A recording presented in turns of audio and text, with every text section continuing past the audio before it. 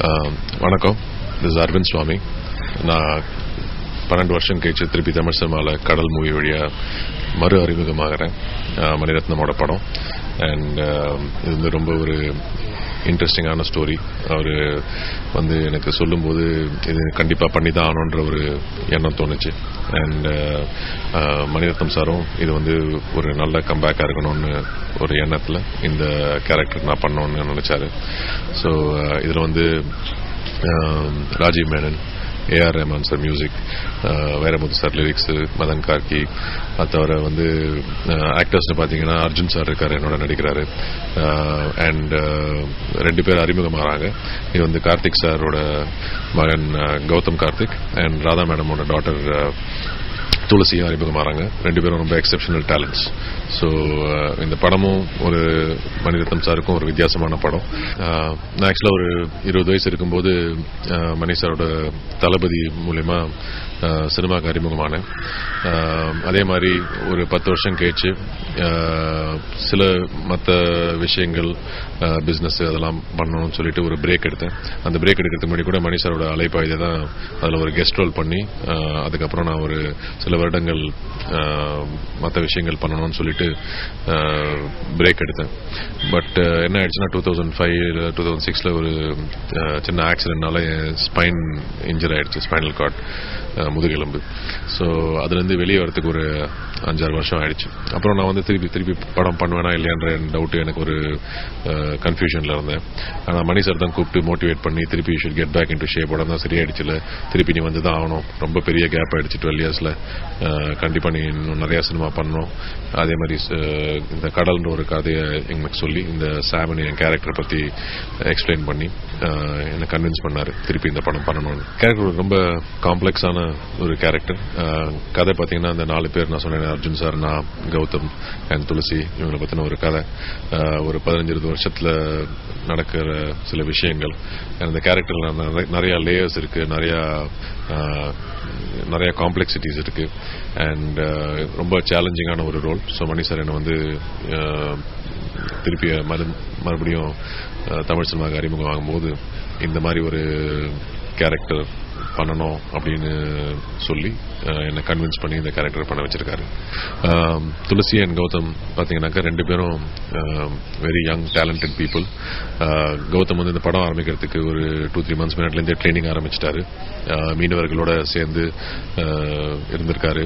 அவங்க எப்படி மீன் பிடிப்பாங்க, எப்படி கட்டுமரத்தில் எப்படி போவாங்க, அவங்களோட பழக்கங்கள் வழக்கங்கள் எல்லாத்தையும் கற்றுக்கிட்டாரு. அது தவிர இந்த படத்தில் வந்து ஒரு டைலக்ட் வேறு இருக்குது. அந்த டைலக்ட் ஸ்பீச் ட்ரைனிங்லாம் வேறு பண்ணியிருக்காரு. பண்ணிட்டு ரொம்ப ஷூட்டிங் போதும் ரொம்ப ஹார்ட் ஒர்க் அண்ட் டெடிகேஷன், ஒரு எனர்ஜெட்டிக்காக அந்த படம் பண்ணியிருக்காரு. ஒரு மோட்டிவேட்டடாக ஒரு பெர்ஃபார்மன்ஸ். அதே மாதிரி துளசி வந்து ரொம்ப young girl and but very talented. ஒரு எனாமஸ் ஒரு கான்ஃபிடென்ஸ், அந்த செல்ஃப் கான்ஃபிடென்ஸ் வந்து ஒரு அளவே இல்லாத ஒரு செல்ஃப் கான்ஃபிடென்ஸ்.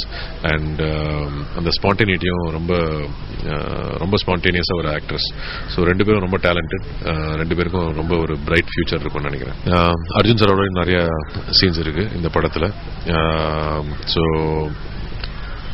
என்னோட கேரக்டரும் அவரோட கேரக்டரும் அந்த ரிலேஷன்ஷிப் வந்து ஒரு ரொம்ப interesting background and it will continue through the film. And அவரோட ஒர்க் பண்ணுறது ஒரு நல்ல ஆப்பர்ச்சுனிட்டி எனக்கு.